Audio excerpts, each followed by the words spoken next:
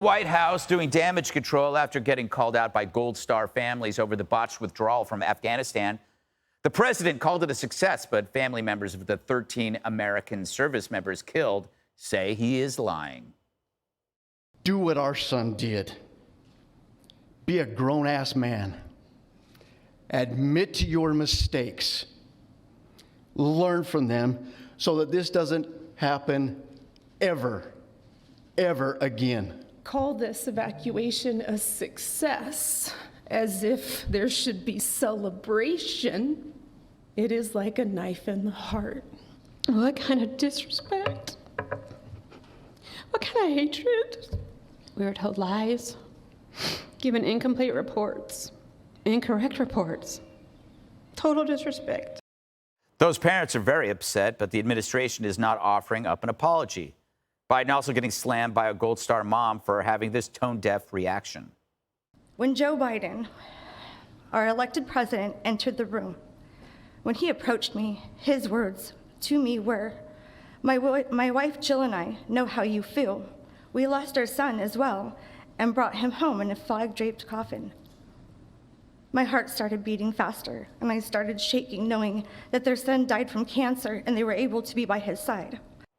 So, Jesse, I'm just thinking of the last topic where in today's world, people are expected to apologize over views on heterosexuality, but there's no apology for one of the worst military disasters, at least in my lifetime, and they're calling it a success. So this is what politicians are supposed to be good at. Right. You hire a politician because you're supposed to cry with a mom.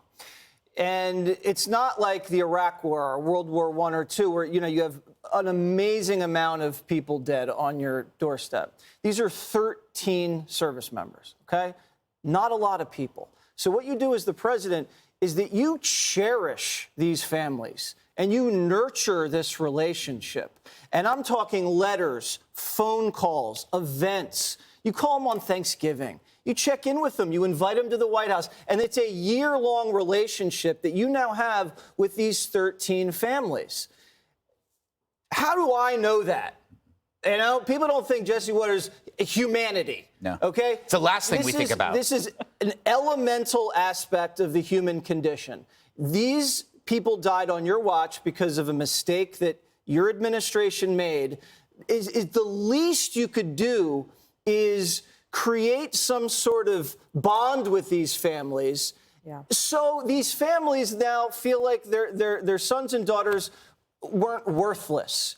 This guy checked his watch when the coffins were coming home on the tarmac. This guy has never really owned up to this mistake. I hate using this analogy, but if this had happened under the Trump administration, you would have seen every single one of these Gold Star family members on every single show, every single Sunday until the election. That's just the way it is, but these families have been ignored because it doesn't fit the narrative, and it's a shame, and I'm sorry on the president's behalf. But I'm sorry. Go ahead. I don't think that's actually true, and I'll tell you why. Because I don't think President Trump would have ducked it. Right. Okay, so the Biden people wouldn't have been able to use it against President Trump because he would have owned up to it. Right. He would have held them close. He would have done all the things that you're talking about. Make sure their children have scholarships. Make sure they have opportunity. Take them to want to ride on Air Force One, like whatever it might be. They would have had the relationship, so that wouldn't have happened because empathy is a choice. Mm-hmm. Biden made one, right? But what Biden decided to do here was to blame the Trump administration. Yeah. That was they kept saying is that, well, they left us a mess, and that is patently untrue. There's so many moral injuries right now with the veterans who tried to help so many of the Afghans who had helped them, who spent their life savings, every contact they had. They traveled through Kazakhstan in order to get there, in order to help save these guys. For the ones that were able to get here, they're now waiting for the State Department to get their act together so that they can have permanent status, so that they can at least start their lives and begin here. The backlogs is like 80,000 strong. So one thing that if the Biden administration really wanted to try to do something about this, it could try to fix that. But there's really no indication, unfortunately, that was being near this anniversary that that's happening. Yeah, Harold, we were sold in 2020 that Joe was this guy who could put a human face on and express this empathy, but the smiles, the handshakes, the hugs, all of this stuff just comes off as phony as anything because it's always infused with this weird falsehood and this confusion of facts. What do you make of this? Why can't he do this? Well, I think a couple things. First, after the Bay of Pigs, I thought President Kennedy summed it up well because most presidents never take responsibility for failures. He said that victory has 100 fathers and defeat is an orphan. And I've never seen a president come forward and take full responsibility for anything that's gone wrong. I feel for these Gold Star families, that the pain that father asking the president to own up to it. It takes a lot for anyone to say that to the president of the United States, certainly an everyday American citizen who happens to be the father of someone who gave their life for the country. Does President Biden have blame? Absolutely. Is he solely to blame for a 20-year war? No. But he's president now. And I think to your point, Jesse, there probably was a lot that could have been done over the last year or so to not only cultivate a relationship, but to express what we would do better in a situation. I think when you are inclined to just blame your predecessor in politics, you're not living up to everything you should be living up to in any office. This is not directed in any personal way towards President Biden. But the way to really to deal with this is to lay out the plan so we know this will never happen again wherever we might be. And if you need to blame President Trump and others, go right ahead and do that. But lay out what we did wrong and what could be done better as we think about this going forward. For that to happen, though, Katie, you should have some kind of media that cares about this so it doesn't happen again. Again, what Jess said is true. It's like if it was Trump, you'd be having reassessments and assessments and hearing after hearing after hearing. And in this case, it's always when there's something bad that happens under a Democratic president, it's one and done.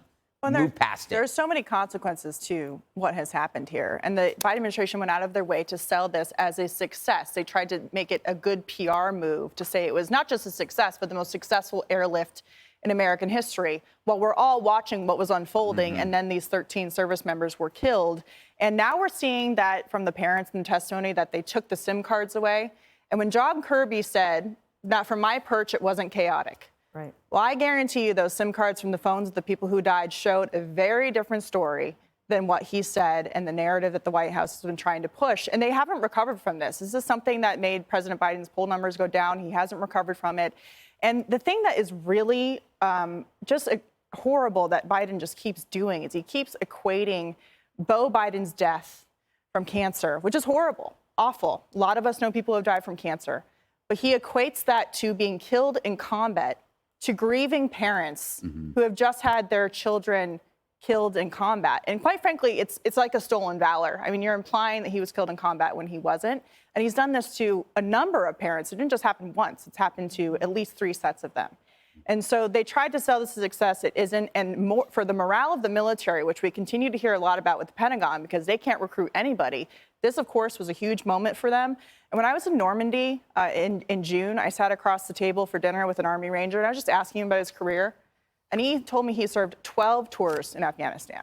And immediately I knew what that meant. And he was completely broken. And this does not help at all. And for them to say it was a success and to continue at that line when clearly it wasn't, does not help the country when it comes to military readiness. All right. Hey, Sean Hannity here. Hey, click here to subscribe to Fox News YouTube page and catch our hottest interviews and most compelling analysis. You will not get it anywhere else.